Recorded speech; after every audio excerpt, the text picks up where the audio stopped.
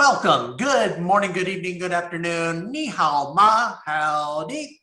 I'm Professor Brian David Phillips, and welcome to our very informal, very informal. So no ties, clothing optional, except for you, Tim. You have to wear clothes. Nobody wants to see this. Okay, as far as you know, I'm wearing pants. Prove it. I think that you could see them when I move my stuff. No, you can't. So you're out of luck. Good thing it doesn't go that far back. All right, today's purpose is severalfold. And first, it's just to test the Zoom system because I have a seminar coming up in a couple weeks on esoteric trance that I've never used Zoom to teach a hypnosis seminar. And so I want to make sure that everything works okay for that. You're welcome to join. You do not have to. Some of you don't want to, and that's okay. Today is going to be a general discussion. I'll say a couple words about that, and then we'll move on to topics. I have some topics that people have asked me about. But if they're not here, we don't have to talk about the topics they want me to talk about. We'll talk about the topics you want me to talk about or what you want to talk about. I will note that when you join the discussion that your microphones are muted, and that's just automatic. In order to talk, you unmute your mic. That makes it work out if someone has a system where there's a lot of audio feedback, or if you have cats meowing in the background wanting their food, or things like that, or dogs barking, or elephants screeching. I don't know why you would have an elephant screeching, but I don't know you people. Some of you are weird. Well, okay, no, that's not true. That's not true. I apologize. It's very obvious to me that if I can see your face here, you're already weird. Not some of you, all of you, or most of you are weird. Nathan's so weird, he's hiding his face. And so, well, we see his face, but we don't know how old that photo is. Okay. My profile picture, I look young and handsome. And then people see this and they're like, what the hell, dude? I thought you were 6 foot. But okay, what are we doing in the esoteric trance work? Some folks, some of you may have already signed up. And once again, this is not well, it's a sales pitch, but it's not a sales pitch. We're going to do weird stuff. Okay, I do a lot of weird things. Some of you are already very familiar with the sort of things I do. And I do strange stuff. I do good stuff too. Okay, I'm very well known for the erotic hypnosis things that I do. A couple of you have been to live seminars with me. I have given a few of you orgasms multiple times. Click, click. I'm well known for that because I was one of the first guys who, I wasn't one of the first people teaching erotic hypnosis. That's been around for a long time. And there were some very well-known hypnotists that that we consider, some of the top echelon who would teach this stuff. And then they'd get in trouble with their organizations because certain organizations think that you shouldn't teach that stuff because it's naughty. And it devalues the reputation of the profession. And I was one of the first guys who put his real name on there. There's a lot of people teaching it like, Mr. Hypno. That's probably a real person. But they would use fake names because they didn't want their professional reputation sullied. And I would stick my name on it. And I probably had more to lose when I started doing that because I'm an associate professor at a national university. And national universities, I live in Taiwan, and if you're not familiar with them, national universities are the top tier. And so I teach at what would be considered, I guess it would be our Yale. I teach at Junction University, and I got my PhD at our Harvard, which is Taiwan University. And so I was putting my real name on there, and there are videos of me doing weird stuff on YouTube. And people would say, why are you doing that? Well, because I'm not ashamed of it. I don't think you should be ashamed of helping people learn to express their sexuality. It's a very important part of your life. We have a very weird thing in Western culture that started when Christianity moved into Europe, and the Europeans were like, okay, you've got the body and you got the spirit. The spirit's awesome, it's cool, it's neat. But the body, yeah, that body, no, you don't do that. Stop that, stop that. If you're gonna have sex, you do it, well, with your eyes closed, and because you wanna make babies and you're married, that's it. None of that other stuff. That's just naughty. Don't do that. That's wrong. And we have that whole thing of people being ashamed of their sexuality. And I kind of think that's dumb. I like pleasure. I think that's cool. And there are people who get so screwed up about their sexuality. They get ashamed of it. Ooh, uh-oh. Oh no, I have a sexual desire. Stop it. Okay, that one hurt. But it's a real thing. And it's like, no, I'm not going to do anything I'm ashamed of. If I do something, I want to be able to tell my mother, I do this thing. Okay. I want to openly just tell my mom, I have done this thing. And that's how I lead my life. Some of the things I do, my mother probably doesn't want to know I do that. I said, what the hell? Why are you telling me this? But I just think if you just, I put my name on it. And so I put my name on my work. And I think it's important that if you do esoteric work or erotic work, and you're comfortable with it, use your real name. If you're not comfortable with it, for whatever reason, you live in a conservative area.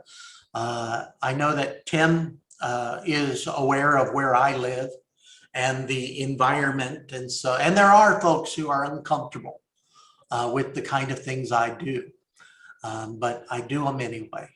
But if you don't want to get messed up with that. And there are places like in the US, I know in the United States, if you're doing certain types of work, you have to hide it because maybe your husband or wife teaches in a high school, and people lose jobs for doing things that are their private life. And it's like, what the hell? It has nothing to do with what they're doing, or their students aren't involved at all. And yet they still, and if you're a hypnotist and you do esoteric or erotic work, you're not doing porn. Well, maybe you are, I don't know, because you can do it too. There's some wonderful porn involving hypnosis. Or the Japanese are really good at it. I have spoken too much. Okay, now esoteric stuff. Okay, so I'm known for the erotic stuff. I'm also known for the speed stuff. I was probably known for the speed stuff and the speed hypnosis, hypnotizing people very quickly, and walkabout or walkabout trance or street hypnosis. That's really where early on I was known. But esoteric hypnosis, what the hell is that? I call it esoteric so I don't say magic with a K, M-A-G-I-C-K. Yeah, that's true. Nathan tells us that in the UK, some professional organizations don't even want you doing stage hypnosis.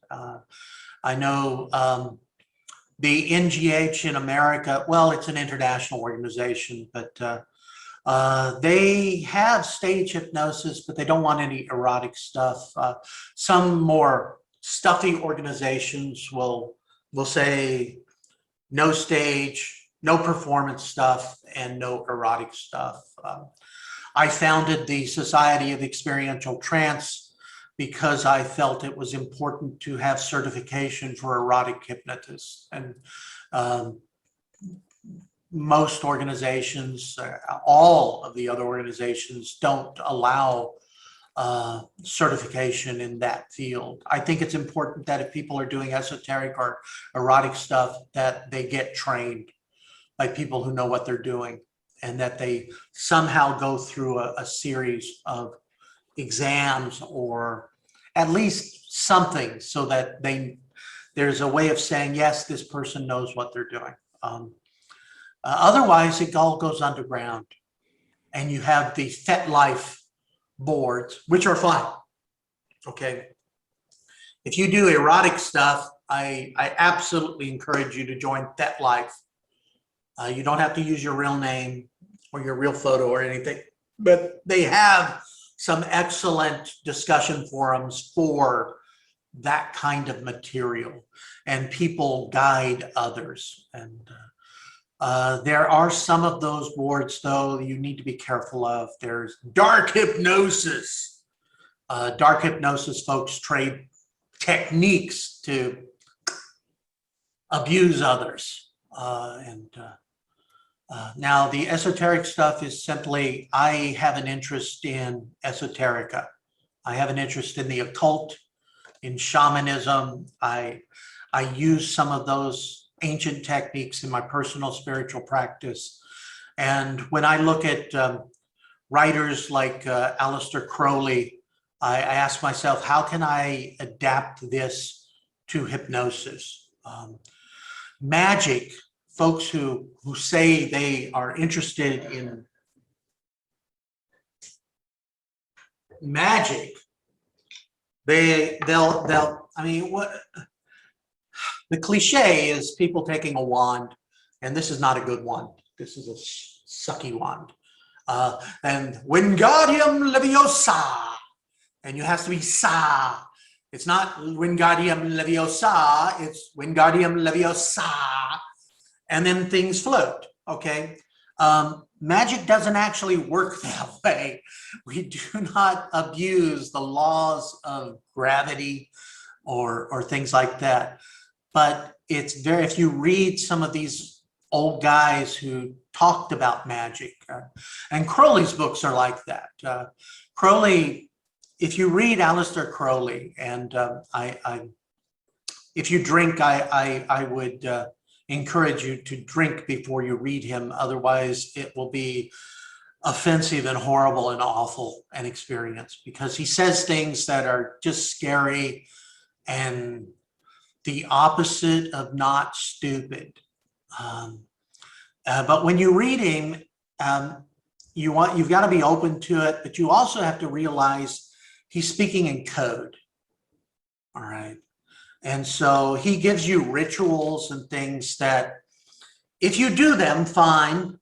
But he's really can be read as metaphor. And so when Crowley says that in order to do this sort of thing, you must have the will, as hypnotists, we understand willpower.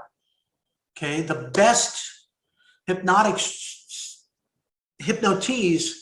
have incredibly strong will. And too many drugs will screw you up. So I was taught, Nathan, that you can't hypnotize drunk people, but some of the best subjects I've ever had were drunk.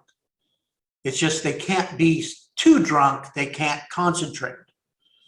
And in the 19th century, people thought that hypnosis was about exerting the will, which Crowley would enjoy. But the thing is, the 19th century doctors believed that a hypnotist exerts his strong, superior will over the mind of a weak-willed person. Okay, that's why women were the best subjects. You read all the 19th century stuff. They're hypnotizing lower class people and women, and they believed it was their superior. I mean, I obviously, if you look at the size of my head, that's a big brain. Okay, my grandmother would say fat head, but I'm going to go with big brain. And my will is awesome. But we know, if you're already experienced in hypnosis, you know there's a technical term for it. It's called bullshit. And it's not about me exerting my will. It's about me guiding you to use your will. And the people who are the best at being hypnotized have incredibly strong willpower. If they have little willpower, they can't concentrate.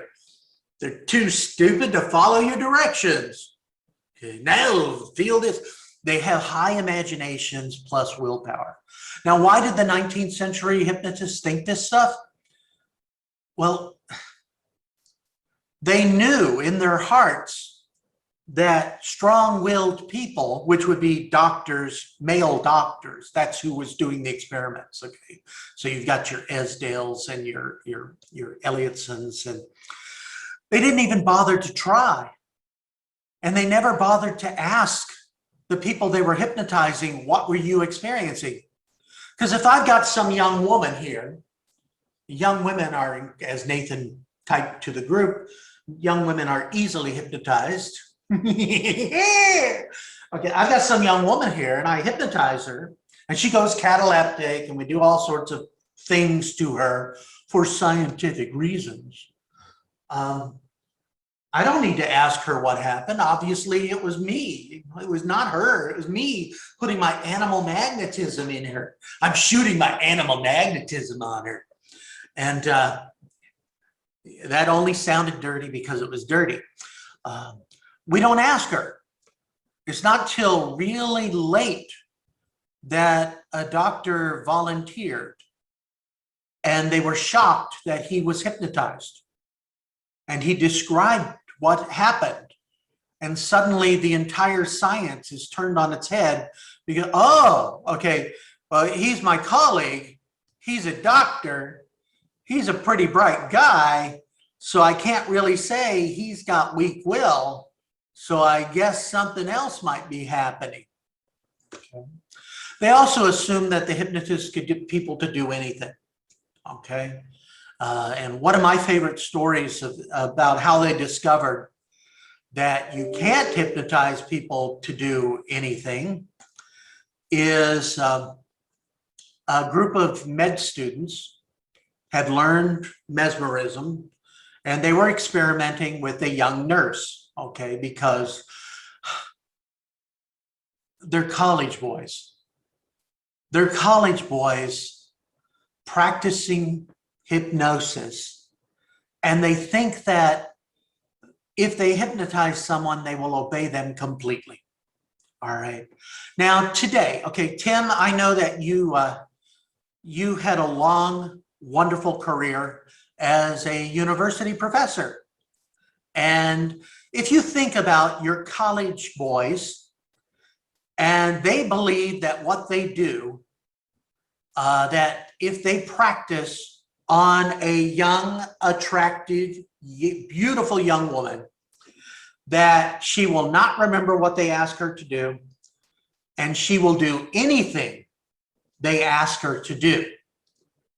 What are some of the things they might ask her to do? Okay, now, of course, I know that Professor Fox, his students are upstanding, wonderful people. Okay, some of my students are also upstanding, wonderful people, and they would never go to the dark side. Some, that was the key word, some.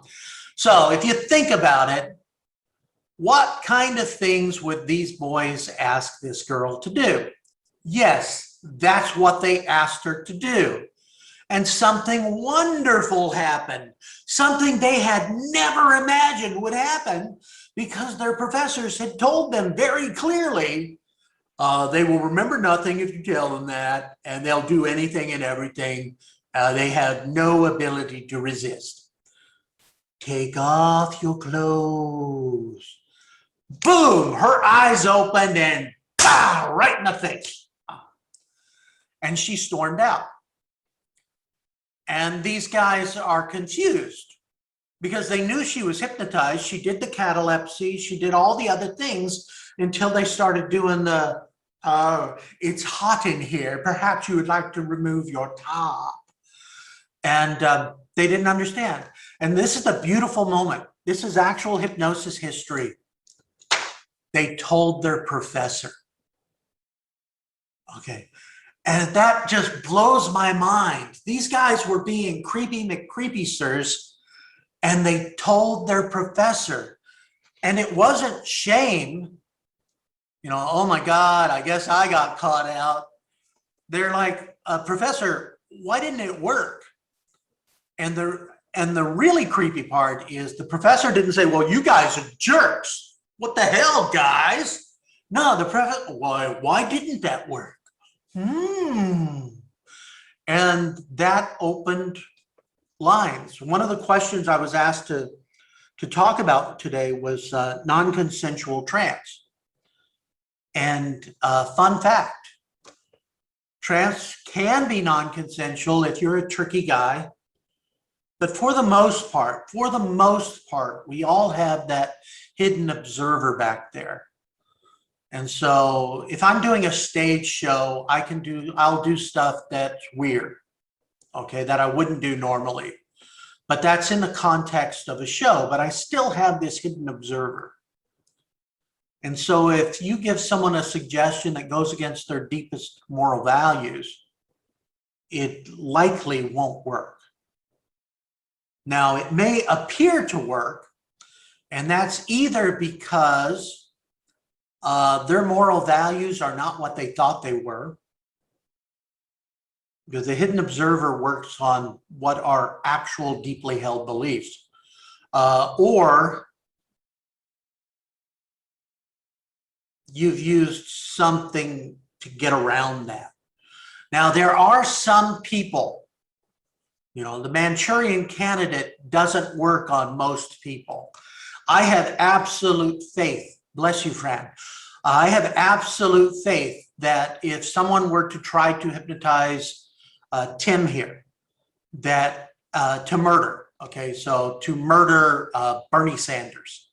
Now, I have faith that Tim wouldn't do it.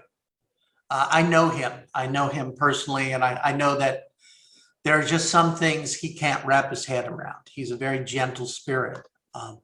At least, I say I know, but I believe. I don't really know until we give it a go. But most of us wouldn't commit murder under hypnosis, because we have a deep value against that sort of thing. But the thing is, there are some people who would, okay, if we play with their value set. There are some people who may pretend to have a certain value set, but they don't, and they might do it. I said Bernie Sanders, and I am pretty sure that Tim wouldn't try to go for him. I apologize if I am revealing any secrets, that you probably support Sanders more than, say, I don't know, a former president of the United States. And so I didn't say that, because that might be a different thing. There are people out there who can be coaxed into killing others, and you set it up. You know, if someone's very uber patriot, they might accept certain suggestions. And when the CIA did that whole MK Ultra thing, they weren't breaking people down. They weren't using techniques that caused people to go against their value sets. They were essentially looking for people who had these value sets that fit what they needed them to do. And so you could create a sleeper agent if they have a value set that would allow for that sort of behavior. And that's the trick to it. Now, in terms of non-consensual, there are people who you can, in fact, go against their values. There's a certain type of personality. There are people who have what's called undifferentiated personalities. And these people can be manipulated, all right? In my experience, and I've been doing hypnosis for about 35 years. I've been doing it longer. I read my first hypnosis book when I was 10. I was precocious, but formally about 35 years. I took my first formal course when I was in grad school, long ago when dinosaurs walked the earth. I was in a communication program, and we worked with young people who had communication apprehension. And that's when I took my first formal hypnosis training in grad school. In my experience, I've only met two people who I would say were truly had undifferentiated personalities. And you have experience doing hypnosis, you eventually spot people who are really good at going into trance, okay? If I work with someone and if I say, breathe in, breathe out, relax, and their eyes start popping up, I'm like, oh yeah. People in the same room who see this young person and their eyeballs are rolled back, zombie-eyed, they're freaking out. It's like, my God, what's happening to this person? I had to stop another person once from panicking because the person I was working with in a demo, her eyes popped up. They were rolled all the way. There was nothing. It's all white, like a George Romero movie. And it was scary stuff. And I'm like, oh yeah. And these people in the room are freaking out. Oh my God, what's happening? Do we need to get a doctor? No, this is good. Okay, you recognize the signs, and there are people who they get used to going to hypnosis. Like there are certain, I'm looking at the webcams for the people in this room right now, and I'm looking at one person right now. I know that if I say a certain word, he's gone. Okay, and if I pick up my clicker, he's gone. He's going to have a happy time. And we get used to it, okay? But an undifferentiated personality is different. If they've been trained to go into hypnosis, and you have to be careful when you talk to them. I had a graduate student. It was a master's student at the university, and he had attended a couple workshops. He was really good at going into trance. So he was highly suggestible and undifferentiated personality. And I learned very, very quickly that I had to be careful when I talked to him. Because sometimes university professors, they have a certain way they talk. Some of you remember your teachers. You might have called it droning. Oh, Dr. Phillips, he's just droning on and on and on. And we just speak in a certain way, okay? I speak in a certain way, and sometimes I'll go into this way that I talk, and I just want you to be sure that you understand this other thing. And when he talked to me, even one-on-one or even in class, I would notice that as I talked to him, he would start,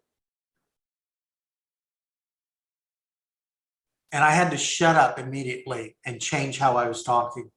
I wasn't intentionally hypnotizing him, but he naturally goad. My English, you're good. Jesus. He naturally went into trance. Undifferentiated personalities are people who they get, if you read material on human design by Ra, I don't recommend it as a philosophy of life. because there are some big holes in the system.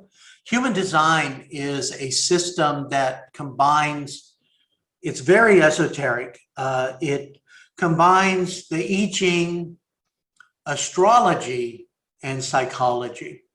And according to Ra, not his real name, but that's the only name I know, there are different personality types. And these are, according to him, it's based on astrology. And I don't necessarily buy into that idea. And if you buy into it, that's fine. But the 4 types of personalities seem to be pretty clear. There are people who they create. And then there are people whose experience, their personality, they tend to take what's created, the manifestor's work, and they produce it. They keep it running. They generate. And there's this one type that's incredibly rare called the reflector. Undifferentiated personalities are that way. That's a person who doesn't necessarily get their personality from themselves. Their identity comes from how others see them. And so in one room, if there's a whole bunch of people who have a certain type of personality, they tend to just start conforming and fit in. And their personality comes from how they are perceived by others. That is, I see them as one type, and they reflect what I see in them. And that's dangerous. Because if you have all your identity comes from others. Now, there are certain people who are not undifferentiated, but they're borderline. So they kind of have those aspects. Women who get in them, not just women, but men who get into abusive relationships. They're told you're worthless. You couldn't get anything without me. If I left you, you would be nothing. That's a kind of a undifferentiated reflector. You tell a woman, not just a woman, but a man, a boy, a child, a girl, you tell someone that they're worthless long enough, they believe it. Okay. You can break down a personality. And the thing about undifferentiated personalities, you don't have to break them down. They're already there. They can lead wonderful lives if they have someone important in their lives to keep them on the right track. Okay, they say that behind a great man is a woman who says, "Get over there. Do this thing." They need that. And that's true for women who are undifferentiated as well. As far as Myers-Briggs, I'm not sure where that would go, Nathan, but it would be interesting to play with that. But I think the best explanation is the reflector. It really does fit. People who their identity is based upon how others project into them. Now, of course, all of us have something of that. All of us get part of our identity from others. And if you have children, make sure that you inculcate a positive relationship with the person's self. You want your children to have strong self-esteem. You don't want to tell your kids how shitty they are. Because that happens. There are parents who do that, who tell them, and then when people grow up, they have bodies that look like this, or they have other things going on in their lives. So tell children good things.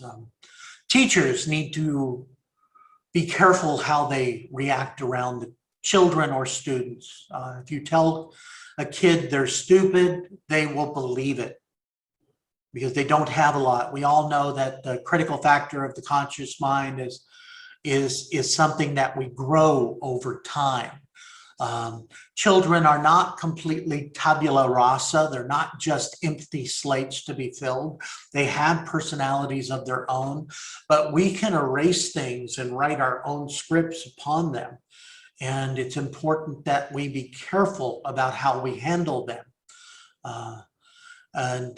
Sometimes that's not just coming out and saying it. If you've got an abusive parent, they don't have to say you're an idiot, although some parents do. You're worthless. You'll never grow up to be anything. They can just feel that. There's a wonderful study that had to be discontinued. They told teachers different things. So, hey, Tim, awesome. You're so lucky.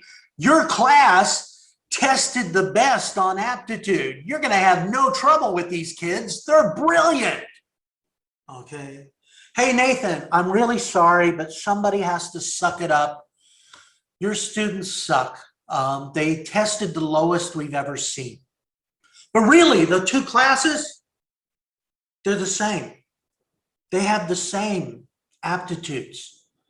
But Tim walks into the class and he knows his students are awesome. So he's like, this is going to be easy. Let's do this cool thing. And they do so well. Nathan goes into his class and, oh man, these people are idiots. It's going to be so hard. Now, Nathan's a good guy, okay? He's not going to tell his students, you morons, what the hell? But he might think this kid is a brick wall. And he might speak down to them without intending to. Now, I assume Nathan wouldn't do this, and he would be an exception to the times this experiment has been tried. But what they did find when they've done this, the kids of average aptitude who the teacher believed could succeed, they did really well. Their scores jumped up. Their retention of knowledge and information shot up. They did really well. They discontinued the experiment because the kids where the teacher had been told, these people, you would be better off teaching a potato, because they can't retain anything. They're just dumb.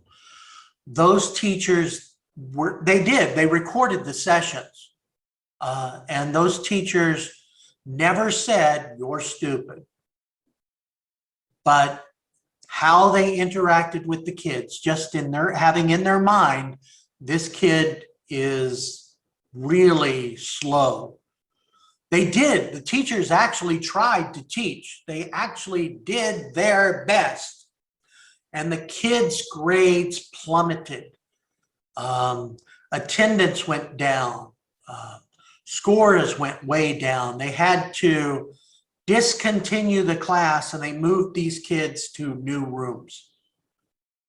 Not because the teacher was horrible, but because the teacher's attitude predetermined how they spoke to those people.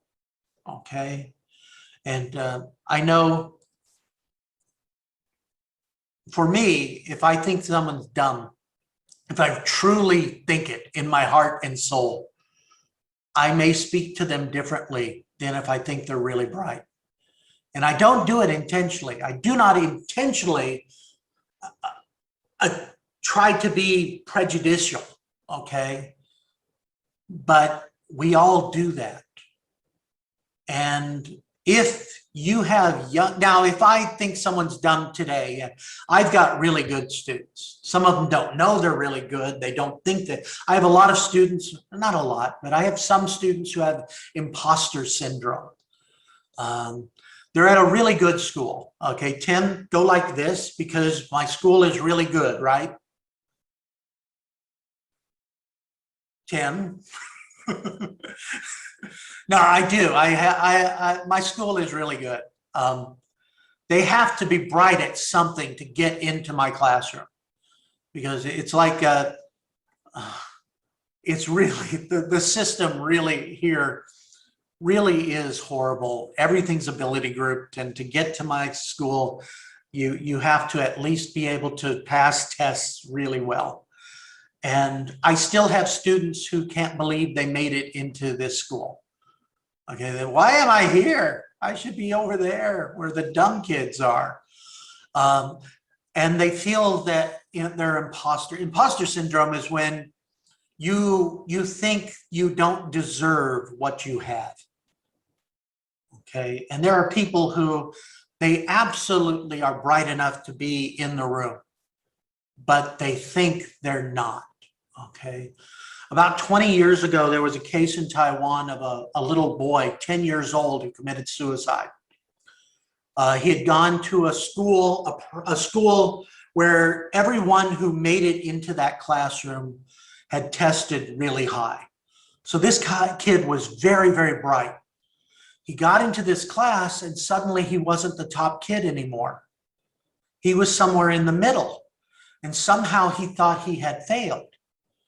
It's like, you're in the middle in a class of 20 kids who are the top. You're not in the middle. You're at the top.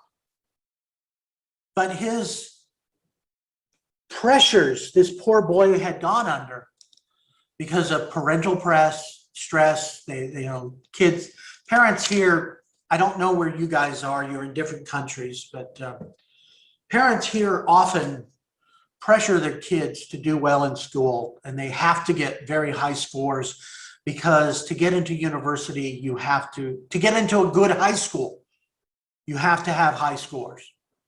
To get into university from a good high school, you have to have very high scores.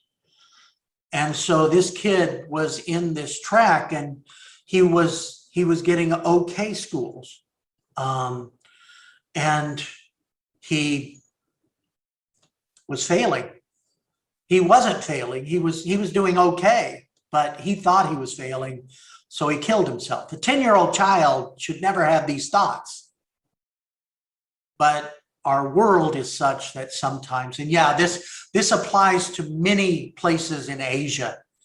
Asia has this big time, but some in the West, there are some families that have this kind of pressure on children. And it's important to not let kids think they're failures.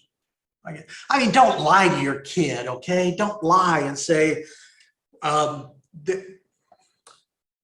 this drawing you did is pretty awesome. You should be an artist. This is so cool. And it's just a stick figure, okay?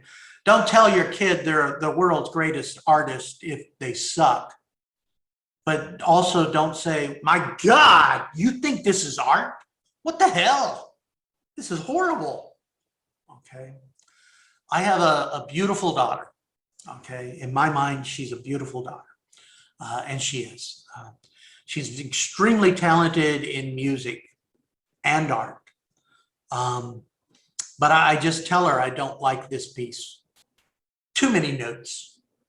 Like in Amadeus, there's a scene where the emperor doesn't like a particular piece. He says, there's too many notes.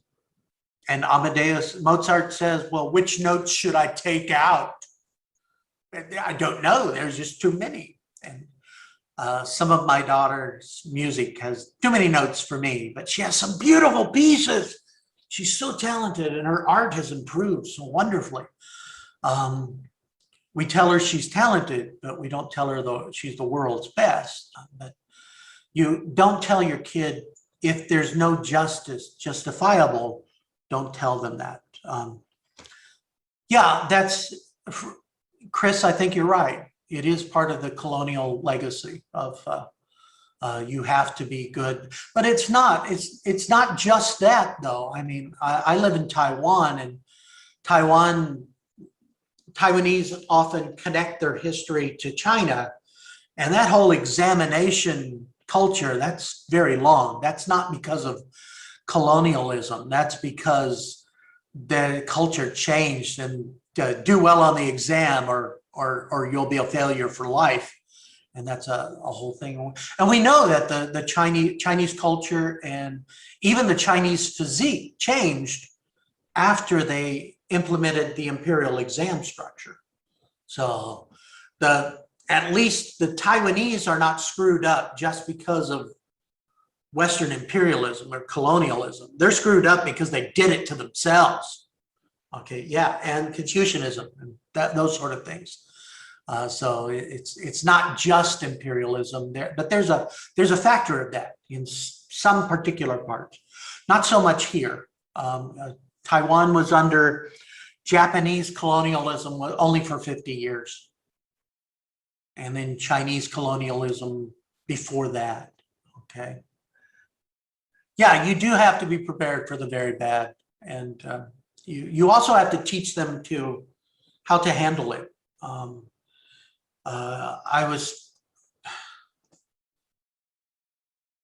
Where I live, there's versus where I grew up, there's a huge change in dating culture. Okay, I grew up in the United States and people are under pressure. In junior high, I had my first dance, actually 5th grade, elementary school. My first school dance was in the 5th grade. And all the kids had a wonderful time sitting next to the wall.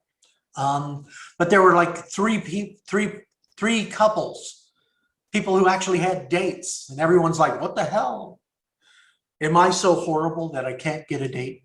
And then junior high, we have dating starts it's more robust. High school, if you watch American movies, it's real. Dating culture is a real thing. Everybody's looking for their prom dates and things like that. Sports culture is also a real thing.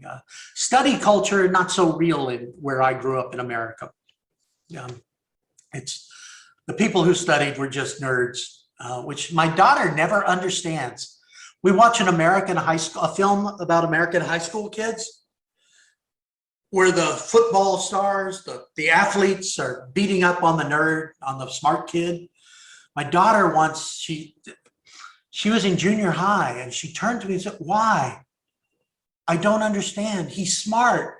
Why are they being mean to him? He's smart. Shouldn't he be the most popular? So, oh, my daughter, you have never lived in America. But it's a true thing. But dating things. You date a lot in high school, or most people date in high school, not everyone, wallflower. But that you do that, you encourage your kids to date. You don't tell them not to date, because they need to learn how to spot bad experiences. They need to learn what to do when things break up. I was incredibly shocked my first year in Taiwan. I would read newspaper stories about girls getting acid thrown on their face because they had broken up with some boy.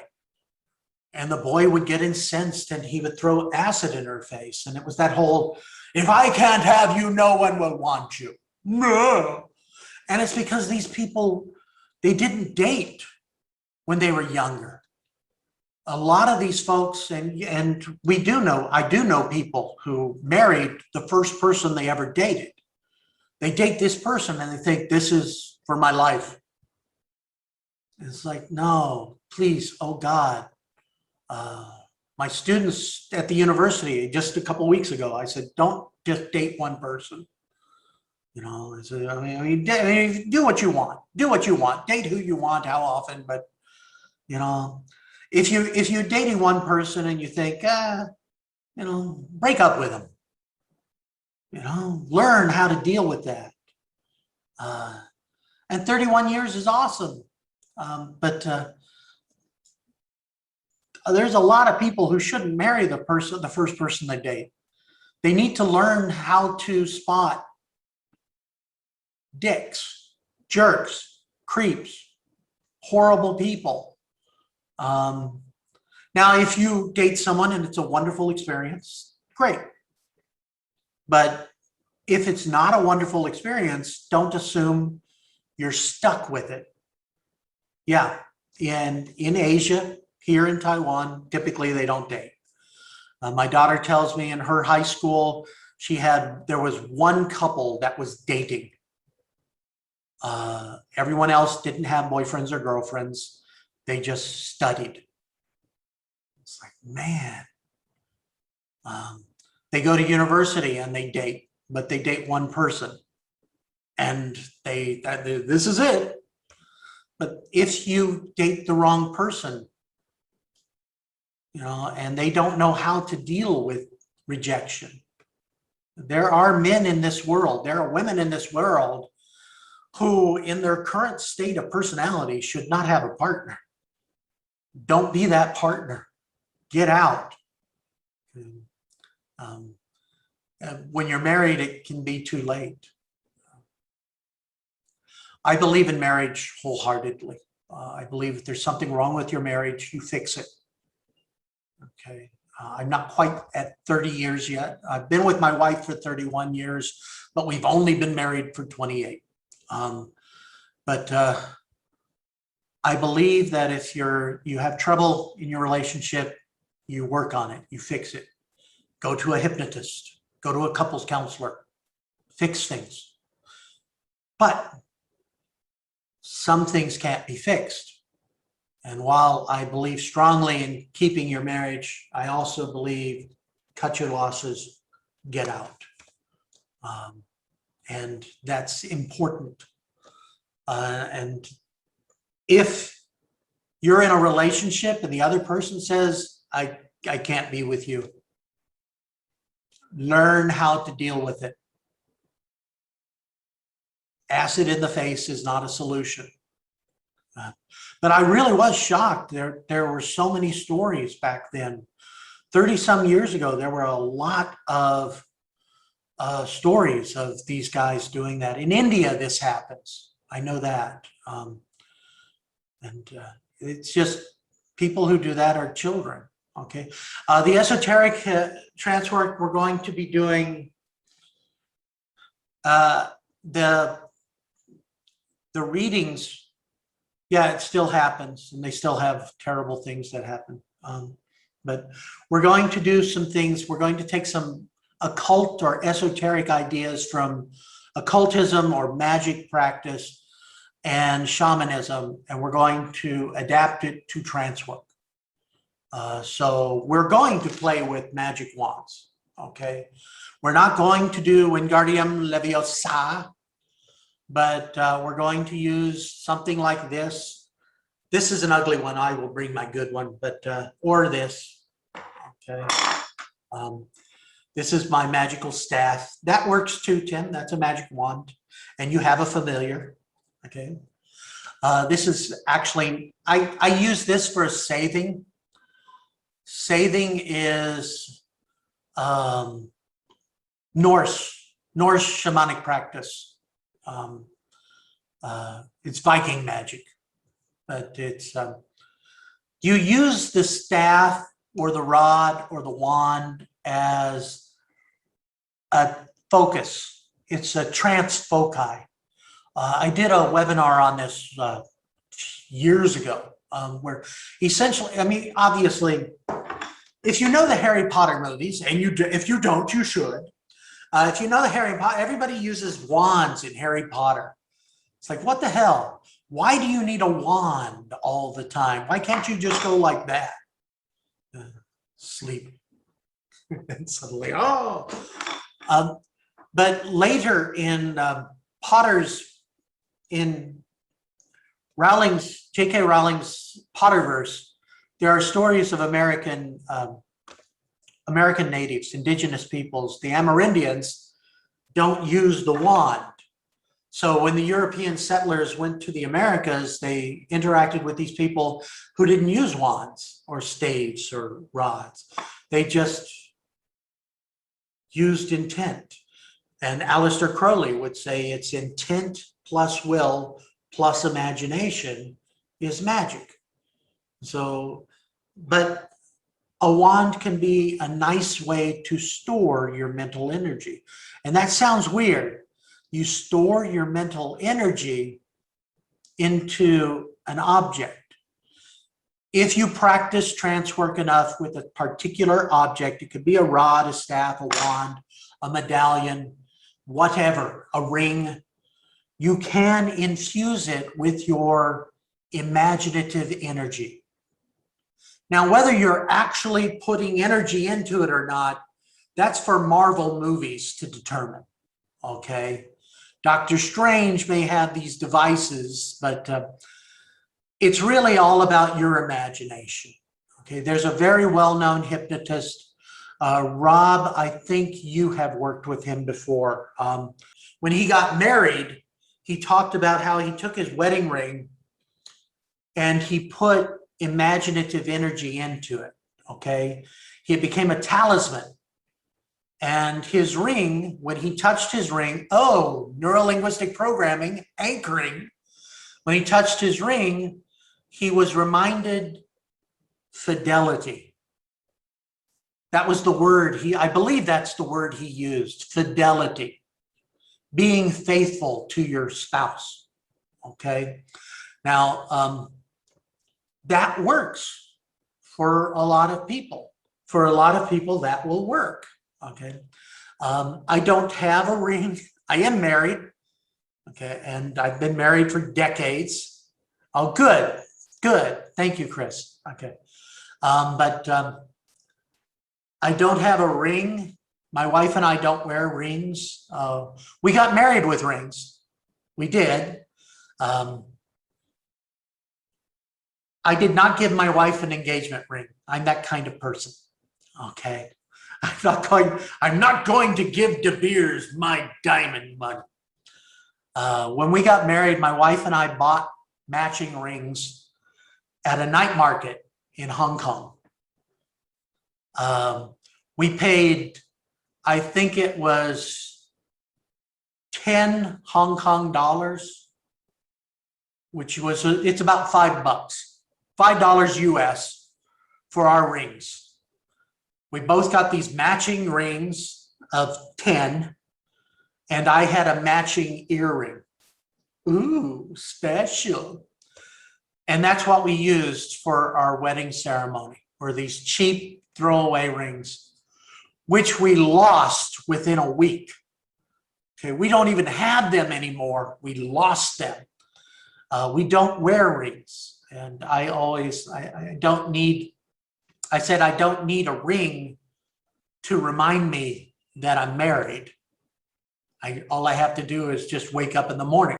Okay, no, it's just, but if you have a ring, and some people do get rings and they're awesome, you can do that. You can put the energy into it. Or if you do practices like using sigils, if you create sigils, which are magical signs that have power, you can give yourself a magical object. And when you do that, you are essentially making an external trance foci. So when you put the energy into this, I'm storing my energy.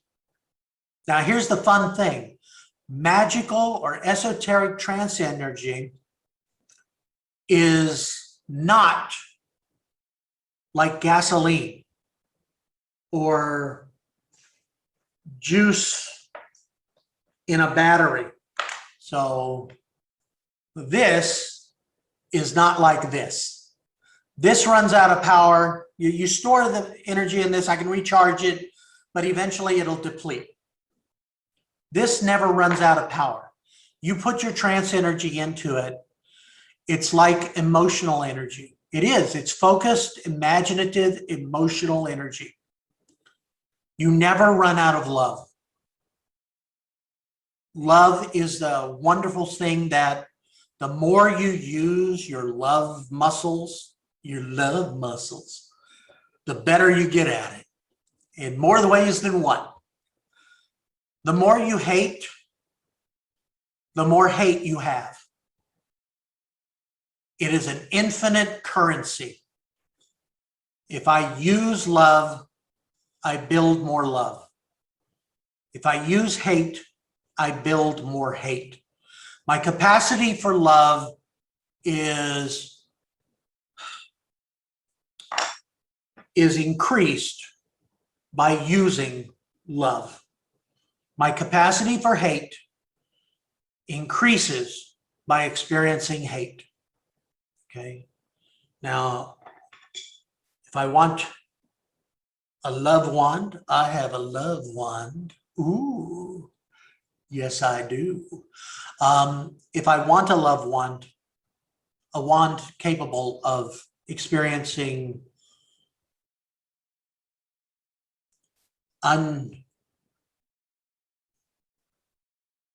unlimited love, I can do that.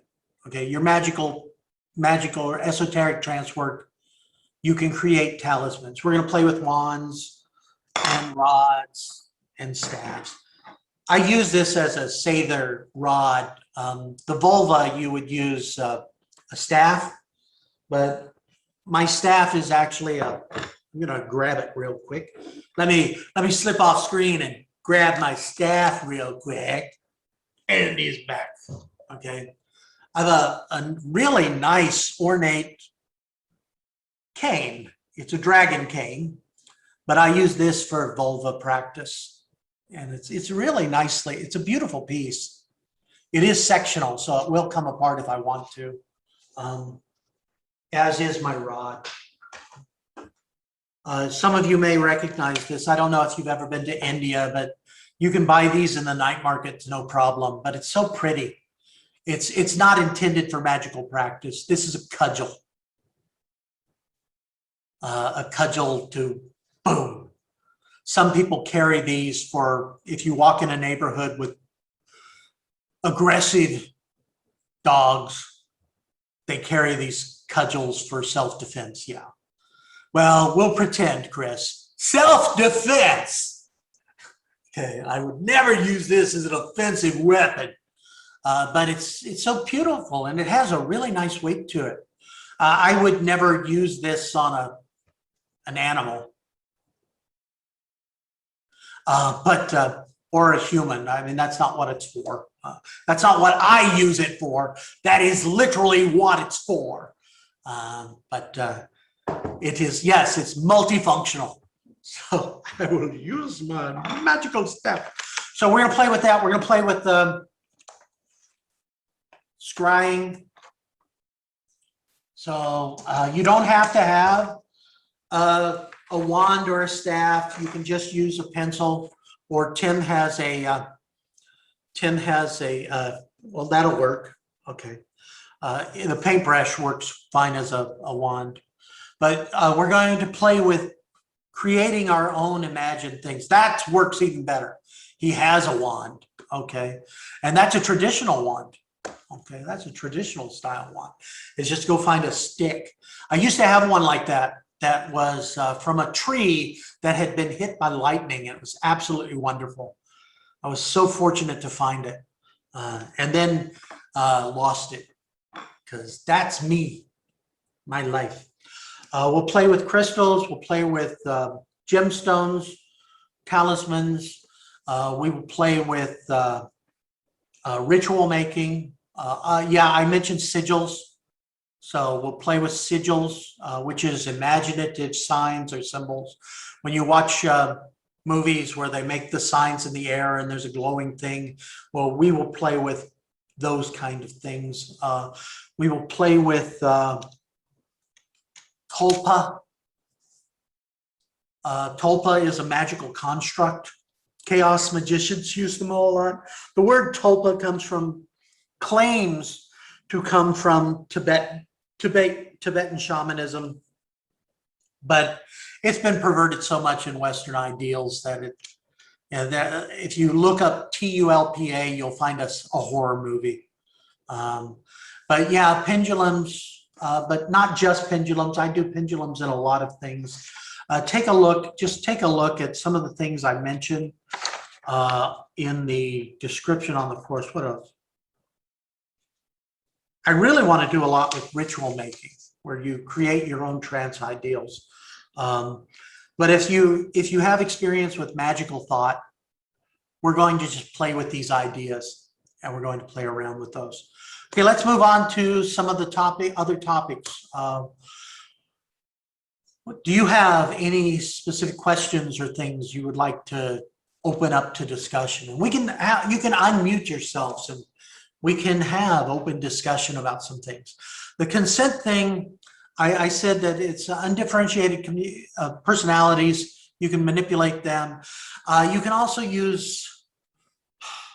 can break down the critical factor by using deep trance modalities. But some people will tell you that hypnosleep allows you to bypass the critical factor. Hypnosleep is when you hypnotize someone when they're sleeping, okay? That's different from sleep suggestions. I believe it is raw. Just look up human design. There are a few, where are you? Here you are, okay. There are a few web pages related to human design now, and that's partly, I didn't have my chat window open, and you guys have been chatting around. Okay, that's a web page to the Jovian archive. Ra Uru Hu. He got inspired when he was living in India. I believe he's British, but he lived in India for much of his life.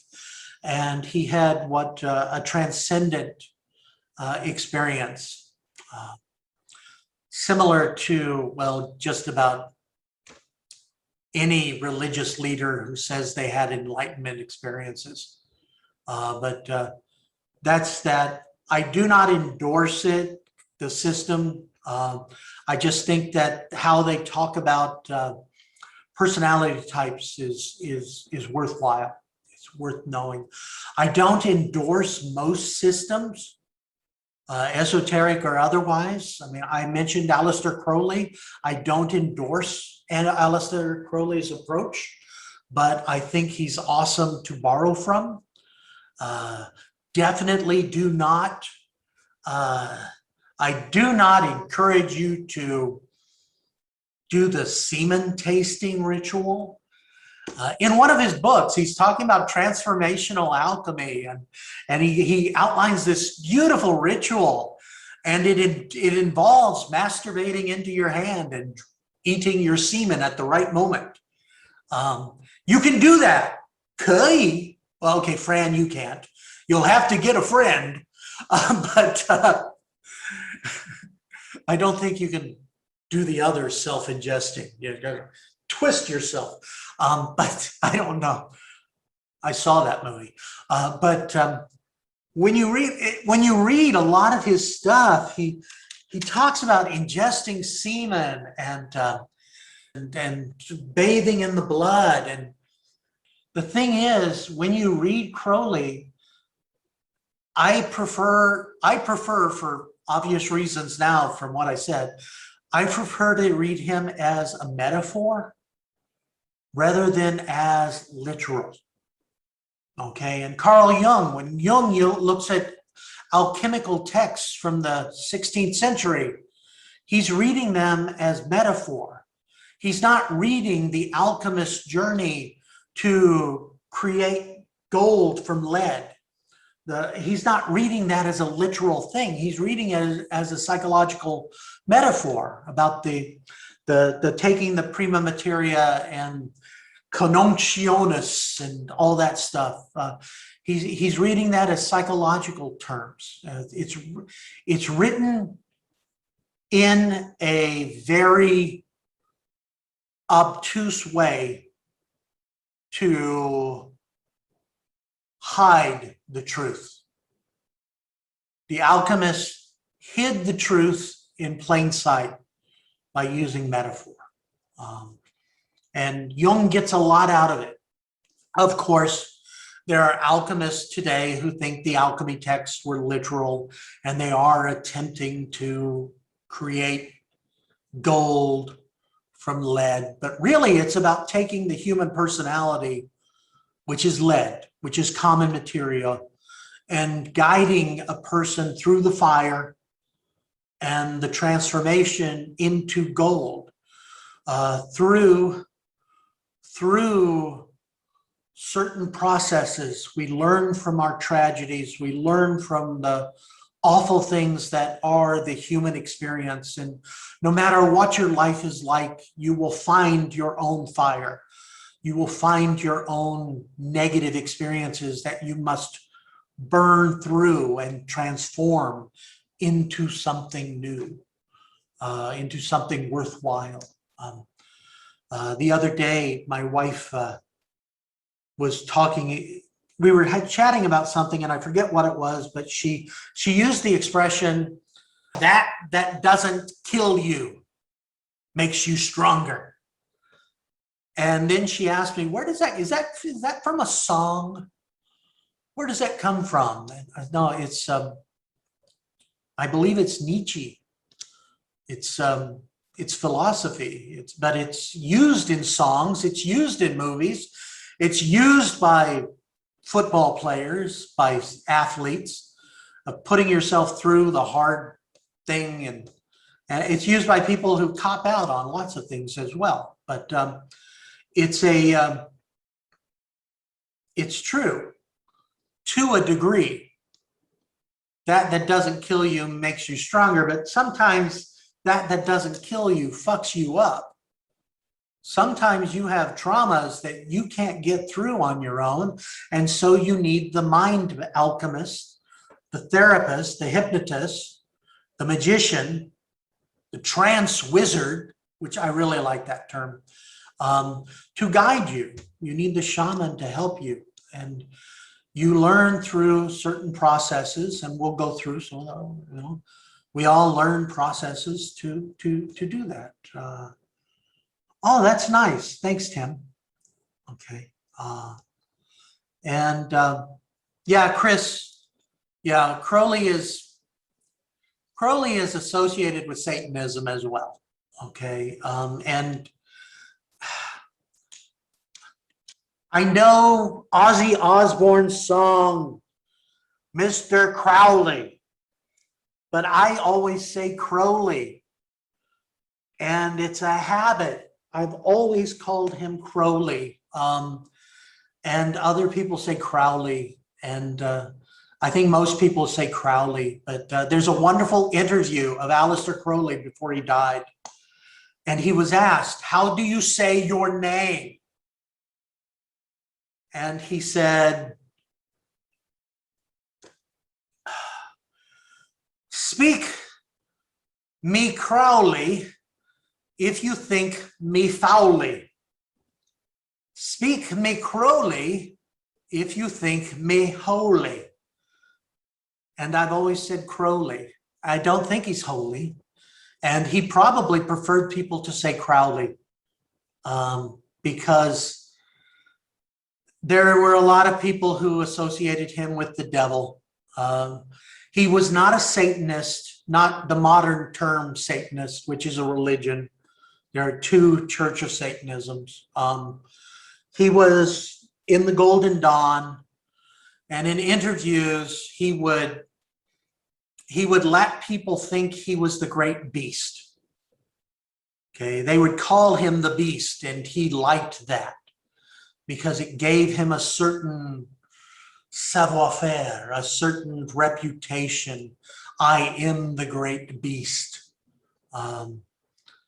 Which, if you think about it, I mean, obviously he wasn't the great beast. He had followers, but he absolutely didn't have enough followers for that. But yeah, it's a Judeo-Christian perspective, and he had that, and he cultivated this idea, and he would let stories leak about things that he did that were on his honeymoon. He went inside the Great Pyramid into the King's Chamber, did a ritual, and he and his wife ended up in an insane asylum for a few months, and a friend died of suicide shortly after, because going into the Great Pyramid and summoning Satan is probably a bad idea, but he claims that was what he did for his honeymoon. For my honeymoon, I didn't do that. For my honeymoon, I went from Hong Kong to Guangzhou. Yay. And we took a ferry from Guangzhou back to Hong Kong. That was our romantic trip. A ferry, an overnight ferry on a boat. And then we had lots and lots of sex. I think on your honeymoon, you should do that. Not in the Great Pyramid summoning Satan, but he probably had sex while summoning Satan, because that's the great marriage. The great marriage is the priest and the priestess representing the goddess and the god, pumping the two. But yeah, it's also the ascetics do a lot of these. They don't do the sex thing. And although there are some Indian ascetics who will eat their own sperm. So there's that, because they're rechanneling it back into yourself. But most ascetics don't have sex at all. And I think that's very sad. Don't do that. Have sex. Yeah, sex magic, Rob. And so, and if you're interested in that sort of thing, I'm absolutely happy to discuss it. And we will touch on it in the esoteric class, because the esoteric, while it's based on magical concepts and precepts, we will also deal with some erotic material to your comfort. And if you're interested in some things, we will, yeah. Any other things you'd like? Oh, I was asked about DMT. Oh no, first get back to hypnosleep. There are two types of hypnosleep. One is suggested sleep, where I hypnotize you and I say sleep, and you go into a sleep state. But that's not really, you're not going to break you're not going to bypass the hidden observer that way. Some people claim that true hypnosleep is where someone is naturally sleeping and you hypnotize them while they're sleeping. Okay. And while they're sleeping, it is possible to bypass the hidden observer to some degree, not completely.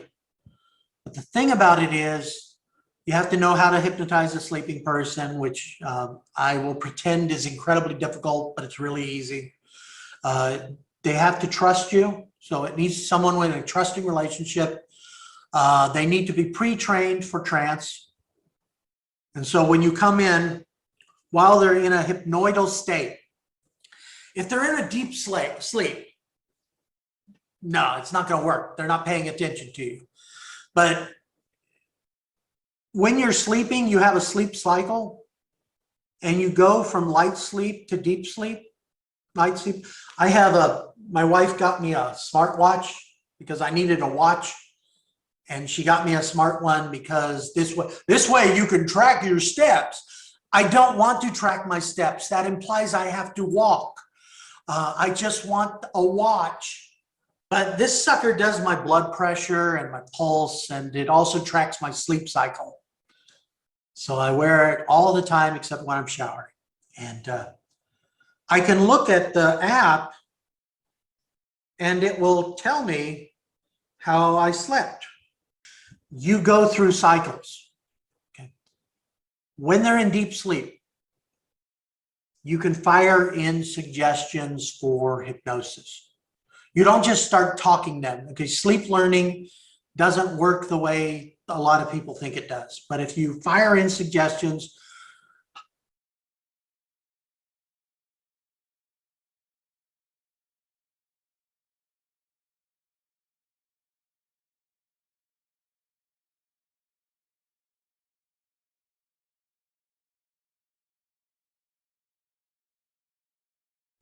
to some degree,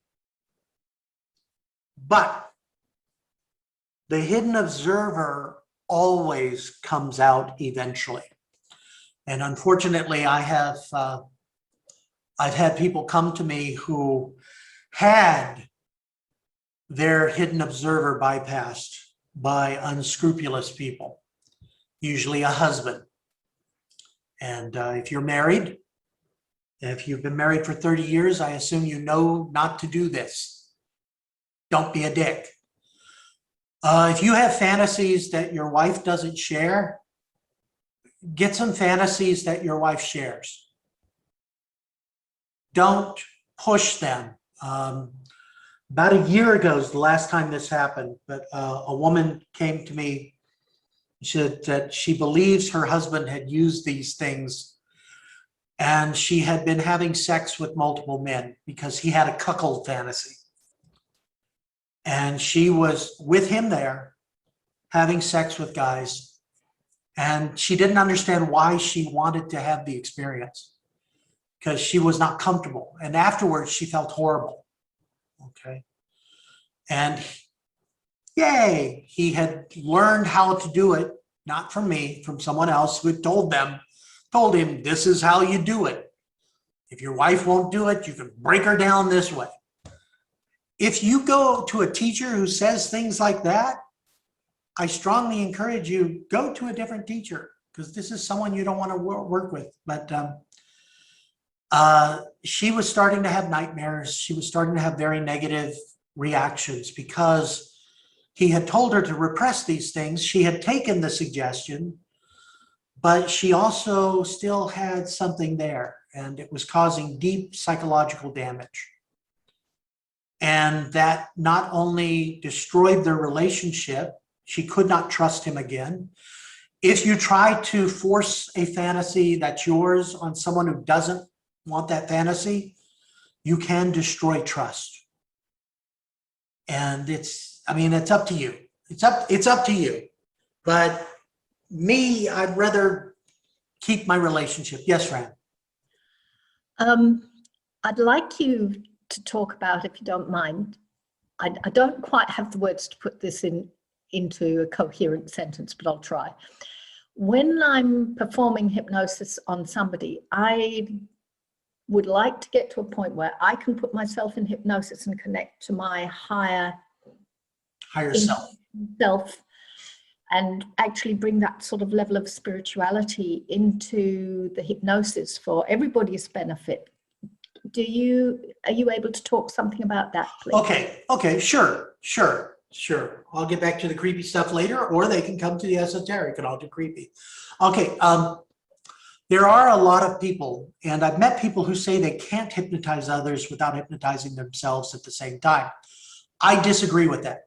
I've hypnotized lots of people and I'm not in hypnosis, but I understand where you want to go.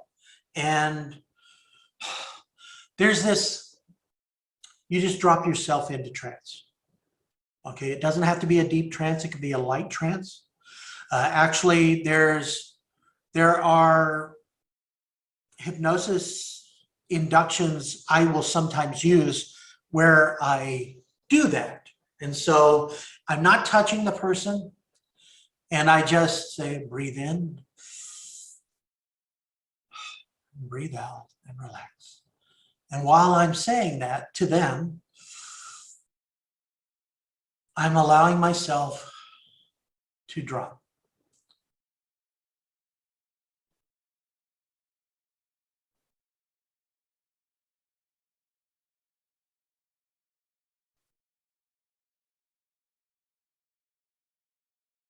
And there was the moment, 9 times out of 10, when I do that, I flutter and just drop. Their eyes close and they drop. If you're doing an arm drop, a hand drop, if you're doing progressive relaxation, it's just when you're telling them to close their eyes and relax, you can just drop yourself. Now I'm in a light enough trance right now that I'm perfectly fine. I can guide you. But I can also have given myself suggestions that as I speak with this person, my higher self, my unknown observer, that part of me that connects to the higher, whatever that means. For some people, that might be the divine. For some people, that might be Aleister Crowley's friend. For others, it might be the aliens from Rigel 7, not Rigel 6, they're dicks, Rigel 7, or it might be entities from beyond. okay, but not DFEs. Don't give me those guys. A DFE is a dark force entity, or demon if you prefer. And now I'm back. I'm still there a little bit, okay? Whatever it is, you can connect it yourself, okay? So when you do self-hypnosis, do you connect to your higher self? I believe so, but I would like to make it stronger so that I can really feel it. Okay. When I'm receiving hypnosis, I can really feel it at a whole new level. So I'd like to be able to create that really strong So level. essentially you want to do heterohypnosis because you find heterohypnosis with someone else receiving hypnosis, you tend to go deeper. And that's true for a lot of people because you're not in the driver's seat. You're just following the directions and letting it happen. But if I know I need to tell myself to go deeper, well, why don't you tell me to go deeper, and then I'll follow your directions, which is really me telling myself to go deeper, but you told me to, so I don't have responsibility. Either make a recording for yourself where you drop yourself and get yourself to the higher self, and then just, I like the dial system for relaxation or for anything. I use dials for orgasms. There's a wonderful video on my YouTube channel of folded orgasms. Some of you are very familiar with. One of you is incredibly familiar with it. The idea that orgasms can be folded like a piece of paper. And so if I take a piece of paper and I fold it, that's stronger than the original sheet. And then I fold it again, that's even stronger. I keep folding the paper, and then the orgasms get stronger and stronger because this now is much stronger. This is much harder to tear than the original sheet of paper, even though it's still the sheet of paper. Okay, I'm what, there's a technical term for what I am. It's called a wimp, and I can't tear this without like that. But I sure as hell can take the piece of paper and I can tear that, no problem. So orgasms can be folded. And if orgasms can be folded, because who the hell folds orgasms? Why would you do such a thing? Because I have a twisted mind. But your higher self can be, your connection to the higher self can be folded. So you can fold that connection and make it stronger. So you're essentially taking your 1G higher self and you're folding it into 3G and 4G and 5G is supposed to be really fast, to 6, 7, 10, what, exponentially. Or use the dials. And the dial system is on a scale of 1 to 10. Where are you at right now with the higher self? 3. Okay. Now, you know you're at a 3, so let's turn it down to a 2. You understand that sense. Now let's go back up to 3. You know you can make it worse, less, you know you can strengthen it. So I'm just going to dial that up to a 4. And a 5. And then there. And then you just keep going and just 10 yourself out. Okay, dials will work, or just imagining the counting system.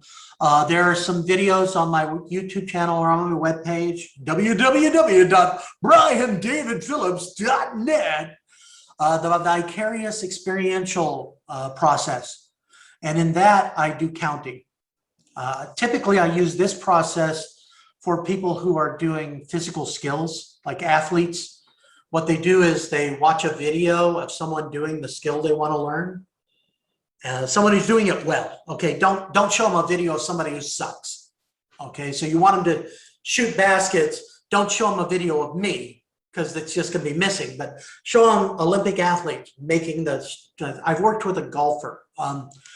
The number 1 seed, the top professional golfer from India, came to Taiwan to work with me. And he brought in videos of people making shots that he would like to work with. So he watched the videos in hypnosis, watched the video, Now close your eyes. Now in a moment, I'm going to count from 1 to 10. As I count from 1 to 10, watch the video in your mind and feel what you see in your body as if you're doing it. And then I count from 1 to 10. Well, he's got the whole video replayed. Then I deepen it. Now go deeper. Now, when I say 1 to 10, each number I say, you watch the whole video and you feel the whole process quickly, easily, but it's as if your body is experiencing. And then I count 1, whole video, whole process, 2, the whole thing again, 3, whole thing again, all the way to 10. And then it's each time I say a number in your mind's eye, you do it 5 times. Then that whole process, then it's 10 times, whole process. Then it's 100 times, whole process. Then it's, and this is fun.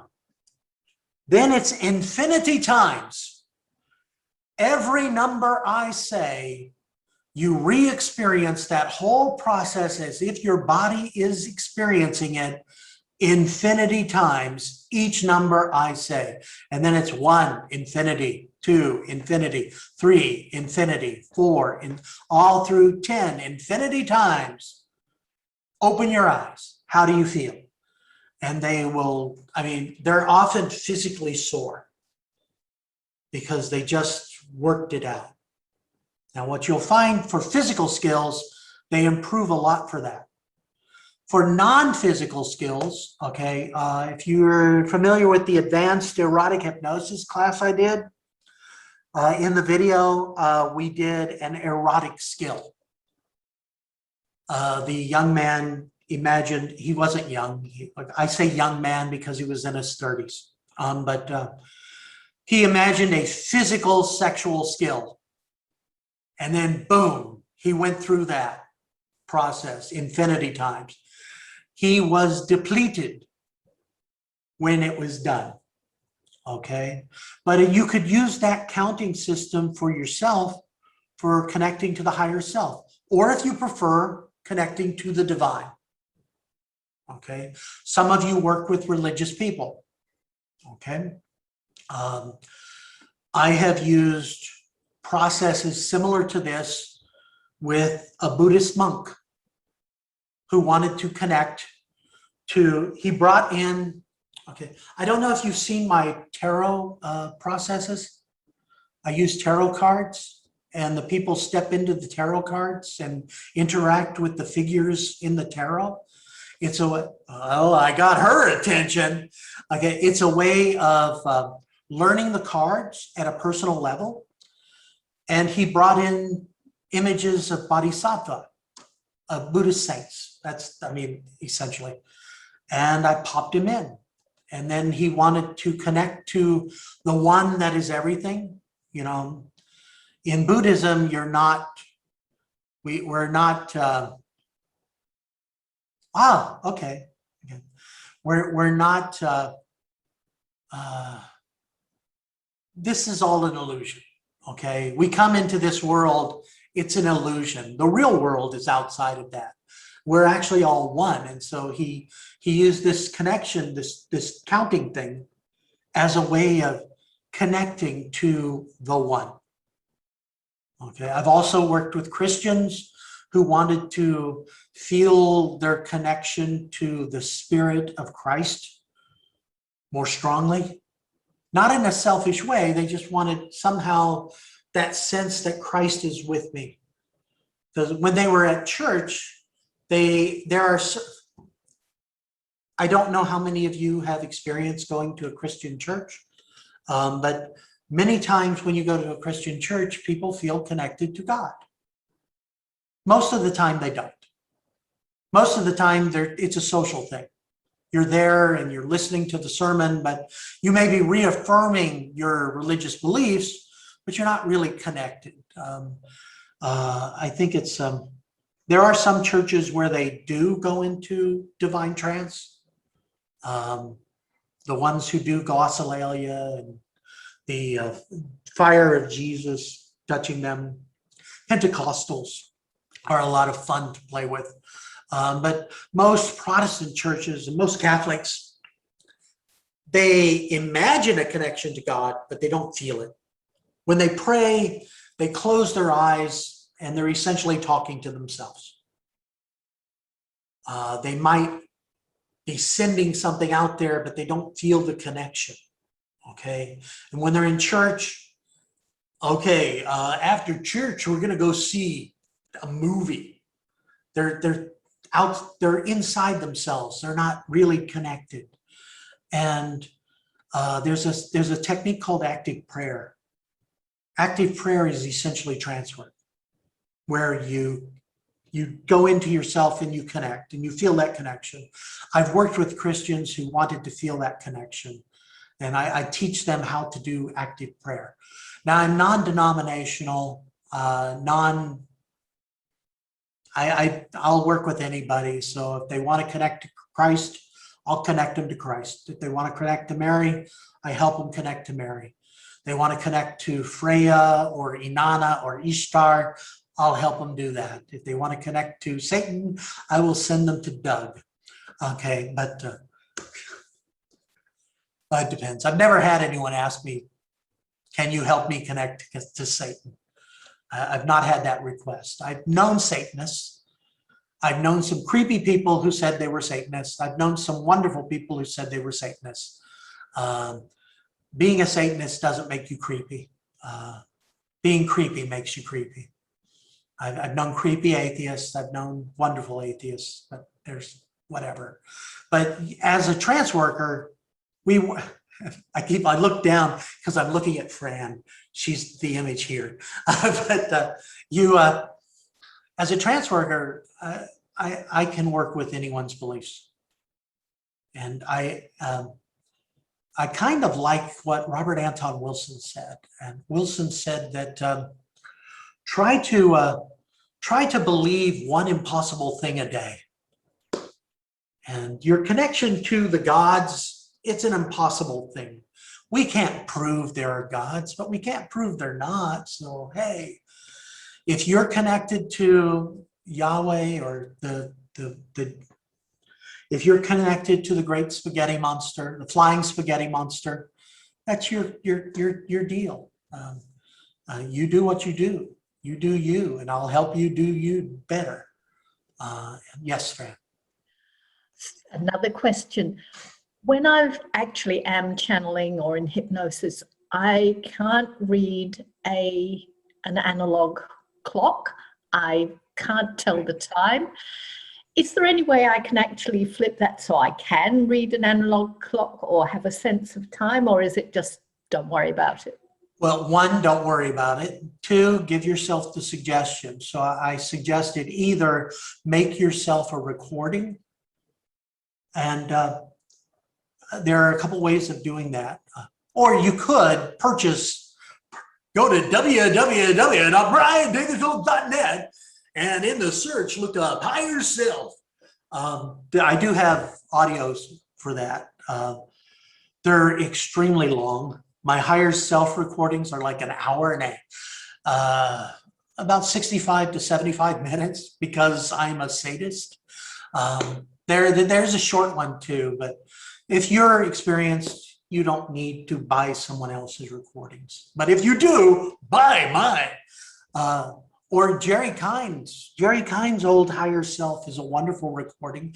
He has a teaching video on connecting to the higher self, and he does have an audio recording, or did. I assume you can still get those. But you could make your own. I know for me, I tend to respond better for hetero hypnosis to someone else's voice rather than my own. I suck at listening to my own voice. Evidently, my daughter doesn't want to listen to my voice for hypnosis either. She asked, well, can you help me do this? I said, okay, but I don't want to listen to you.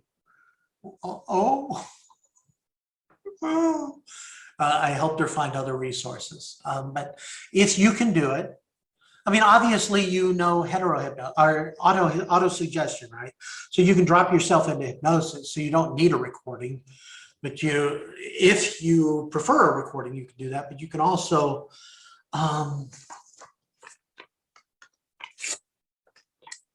okay. Pen. Okay. So you can make a sigil or a symbol.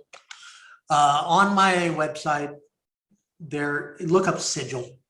And there I use it in two different ways. One is trance-working sigils, which working with Seiðr hypnosis. Another is the sigil in the magical term. A sigil is a magical symbol. Okay, and it's, for instance, if you look at the Goetia is a book from, I believe, the 14th century. Is it? I'm slipping the date. It's a book with the names of 30 demons, and it has the name of the demon and their sigil, which is their symbol. And to summon this demon, and it also describes what this is the demon of, what he does. Demons have functions, like gods have functions. So what he does and the incantation to summon them. You can't summon a demon unless you know their name and their sigil. So it has the sigils on them. And some of them are incredibly simple. It's just, okay, that's the sigil of a particular demon. I am not summoning any demons, as far as you know. But some of them are really complicated with all sorts of dressings, okay? It's a sign, a symbol that is used to put your energy into it, okay? Some of you know chaos magic, or I don't know, maybe you don't, but chaos magic, sometimes people create servitors. A servitor is a manifestation of your thought, their thought forms. And I do have audios and videos on this sort of thing. But essentially, you manifest your will. So you concentrate on what you want to do, what you want done. Like, I want to bring more love into my life. Or if you're a selfish prick, I want money, okay? Or I want opportunity. Saying money is not going to help you, but saying opportunity works. So in magical, I might write down the word. So here I write opportunity, and then I cross out all duplicate letters. And then what I do is I make a symbol based on the letters I have.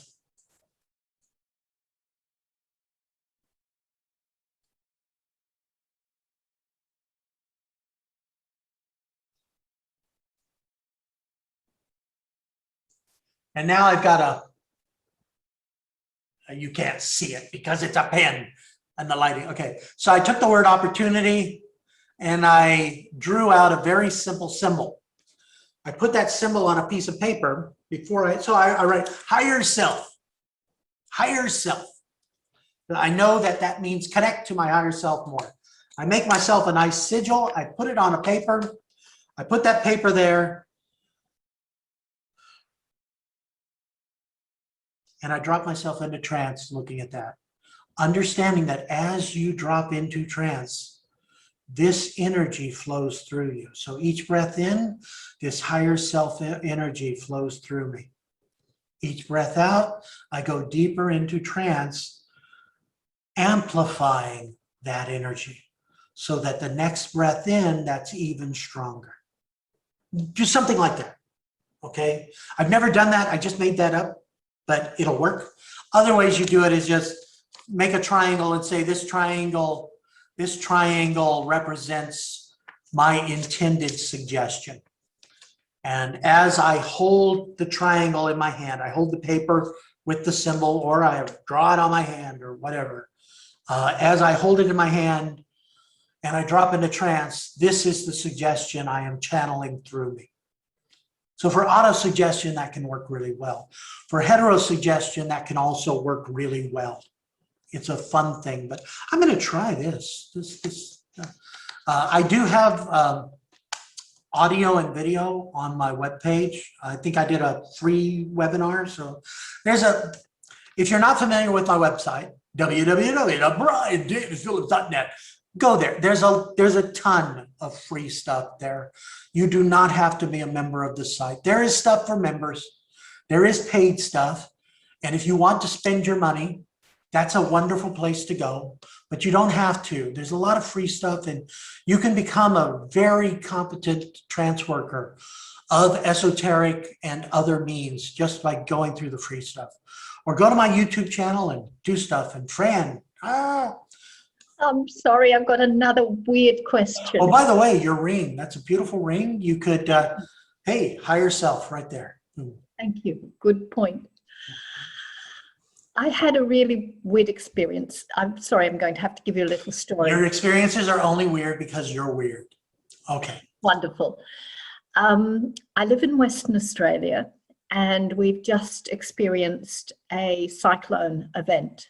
And this was coming in an area that doesn't usually get this sort of a... Right, because we live in today. Yeah, and so they're going to be more frequent. I imagined that I was communicating with the energy of this cyclone as it was bearing down on the coast, and talking to it and feeling its energy and communicating with it. How weird is that? Can you talk about weird things like that? Well, that's, okay, one, yes, you are correct. That is weird. Two, there's nothing wrong with weird. As long as, three, don't go out and try to hug a cyclone, okay? Because that's weird and the opposite of not smart. I've never had that experience, but I imagine that it could be beneficial as long as you understand that it might not be connecting to the actual cyclone. I'm not saying it isn't. I don't know, because we live in a wonderful world where we discover new things every day. But it could be a metaphor for your own unconscious as a way of helping you remain calm. That too, and I did ask it to reduce its destructive power. It didn't kill anybody, but it really could have killed a lot of people, and it felt like it was responding to the... Okay, you'd have to do it again to know more. But I hope you don't get that opportunity. Yeah, Tim. If you consider how our bodies are so connected to the environment around us, any meteorological change like that could literally be affecting us. So it doesn't sound unusual to think that we're communicating with the storm. And next time you have a cyclone, please tell it to come here, because we're in a severe drought. We could use the water. But yeah, it's not necessarily a bad thing, and not necessarily not real. I would be reticent. I would be reticent to say it's absolutely real. But if you have the opportunity, do it again. See what happens. Safely. Safely. There are people who... Oh, you've got music, Rob. Oh, that's okay. I've done some shamanic work in Hawaii, and they do a lot of cyclone movement within that zone. If cyclones are coming towards the mainland, they then channel them away from that zone. The kahunas do that. Okay. For Huna work. Yes.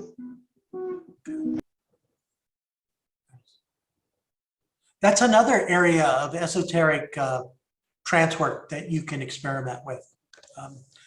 Tad James would do a lot with Huna, and he went through processes, or the ayahuasca workers, people who do ayahuasca, they go through trance experiences on the drug. You don't need drugs to have these experiences.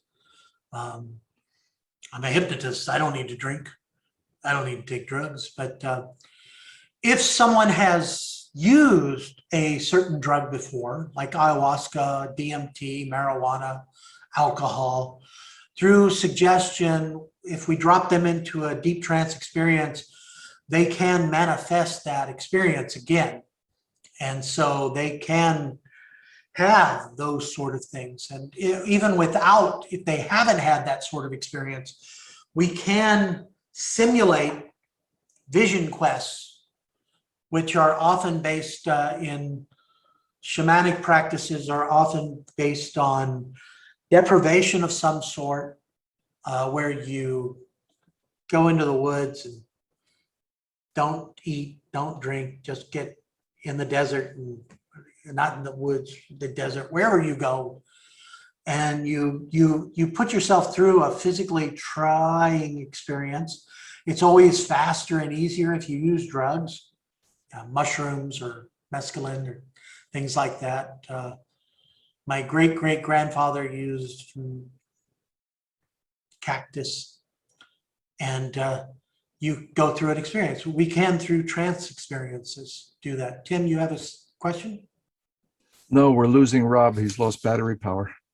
Oh, okay. I was saying goodbye. Oh, okay.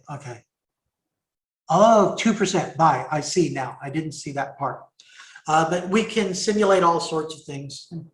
Well, we've gone for 2 hours, so we're going to lose everyone real soon. It is on that happy note, losing Rob, which is always a sad thing, or other people would say is an awesome thing, depending upon how well you know Rob. But if Rob's a good guy. Rob's been to a few of my, I know Rob, and it's been since 2013 that I've seen him in the person. But in a couple of weeks, I'm going to try to do another one of these before we have the esoteric thing. And then after I do the esoteric thing, which is a 2-day thing, it's 6 hours, 3 hours a day. So it's only 1 hour more than today per day. So it's not like it's too trying. We'll play around with a lot of fun things, and I'll be I'm more organized for that. But we're going to do that starting on Beltane, May 1st. Well, May 1st here, where I am, which is in Taiwan, which is, for some of you, I live in the future. And so for some of you, it won't be the 1st, it'll be the day before. But we start on Beltane for Taiwan time. We're doing Saturday and Sunday our time, but check to see when it's for you. If it's available for you, if it's appropriate, you can always go to the website, www. Where is it? And here's the link in the chat. You can check the information. There's a lot of videos there. Some of the things we talked about today there are mentioned there, but you can also play around on my site. If you're not familiar with my website, most of you probably are, because that's how you find me. But there's a lot of stuff there, and my YouTube channel has even more. Thank you for coming. Please, if you're not a member of our Facebook group, we do have a Facebook group. Please check that out. Join it. It's Experiential Trance.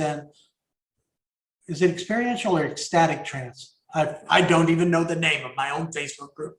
There's a link on there. But please feel free. Connect with me however you like. And thank you so much for coming. Okay. And live trance and prosper. Bye-bye.